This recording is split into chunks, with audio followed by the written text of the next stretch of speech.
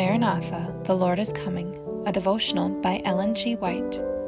Wise or foolish, February 15th. Then shall the kingdom of heaven be likened unto 10 virgins, which took their lamps and went forth to meet the bridegroom. And 5 of them were wise, and 5 were foolish. Matthew 25, verses 1 and 2. We are not to rest in the idea that because we are church members we are saved.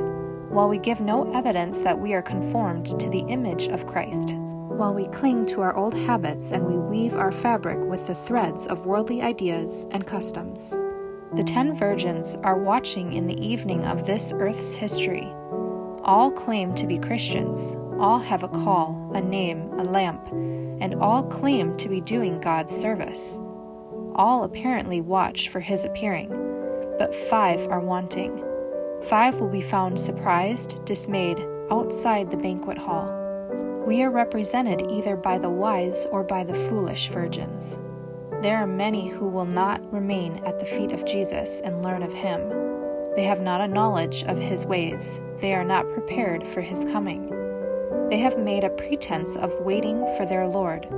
They have not watched and prayed with the faith which works by love and purifies the soul. They have lived a life of carelessness. They have heard and assented to the truth, but they have never brought it into their practical life. The oil of grace is not feeding their lamps, and they are not prepared to enter into the marriage supper of the Lamb.